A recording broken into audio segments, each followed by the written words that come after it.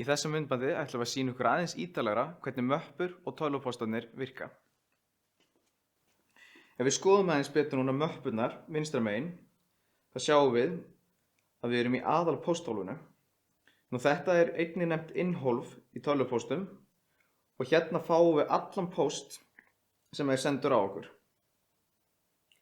Póstur sem við sendum er settur í möppuna sem er merkt sent. Í drög þá sjáum við tölvupósta sem við erum að semja en höfum ekki enn sent og það getur verið gagnlegt að geyma póst hérna sem þið ætlið að senda, þar sem þið þurfum kannski að senda langan texta og fara vel yfir. Undir ruslpóstur þá sjáum við allan póst sem að Gmail telur að sé ruslpóstur, þannig að við þurfum ekkert að spá í því. Og síðan í ruslinu þá sjáum við allan póst sem við sjálf höfum eytt. Nú skulum við aðeins kíkja aftur í aðalpósthólfið. Hérna fáum við lista yfir alla pósta sem við erum með hérna og þeir eru allir í röð eftir í hvenær þú fékkst á, þannig að nýjustu póstarnir eru efst og elstu póstarnir eru neðst niðri. Takið eftir í hvernig sumir póstarnir eru feitletraðir og aðrir ekki. Póstar sem eru feitletraðir eru póstar sem við eigum eftir að skoða. Núna til dæmis ef ég vel þennan póst, ég hef ekki skoðað hann áður og þá fæ ég hann hérna hægra megin og ég get flett í gegnum hann til þess að lesa hann. Og núna þegar ég fer af honum, að þá er búið að merkja póstinn sem hann sé búið að lesa hann. Og núna getum við aðeins sýslað með póstinn okkar, nú þegar við erum komin með smá skilning á því hvernig möppukerfið er sett upp. Takkarnir hérna uppi til hægri eru notaðir til þess að gera ýmislegt eins og að setja póstinn í möppu, eyða honum, færa hann til, eða merkin sem ólesin. Eitt af því mjög gagnlega við Gmail er þessi mappi hérna sem að kallast allir póstur. Með því að ýta á takkan hérna uppi, hægra megin, sem er með ör sem vísar á niður, þá flytjum við póstinn úr innhólfun okkar, þannig að núna er hann horfinn, en við getum alltaf nálgast hann hérna í möppunni allir póstur.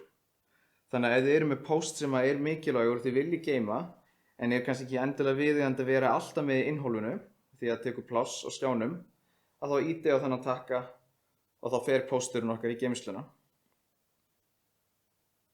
Og ef þið ýti óvart á takkan þá getið þið alltaf ýtt á afturkalla hérna niður í vinstra megin til þess að afturkalla það sem þið gerðuð. Ef við viljum eyða pósti, ýtum við á ruslakörfuna.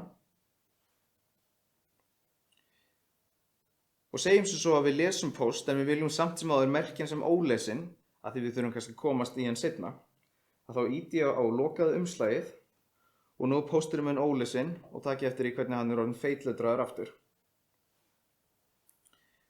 Og síðan getum við ekki bara sett tölvupóstinn okkar í safnið okkar sem er merkt allir póstur, við getum líka sett hann í okkar eigin möppur.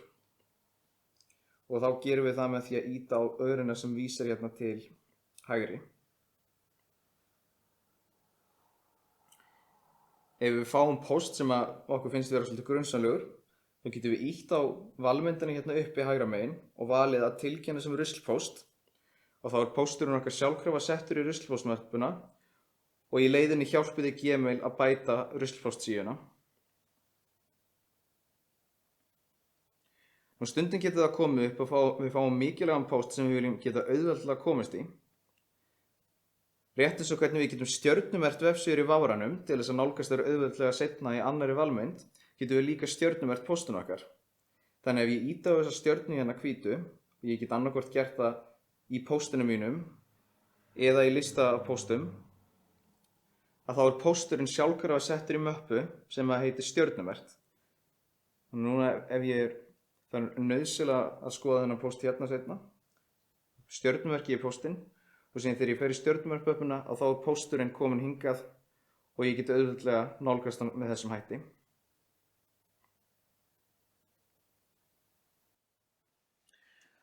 Þannig að svona er möppukerfið sett upp. Við erum með mismunandi möppur, við getum sett póstinn í mismunandi möppur eða eytt honum, merkt hann sem ólesin og ýmislegt fleira. Og í næsta myndbandi þá ætlum við að sýna ykkur hvernig við sendum tölvupósta.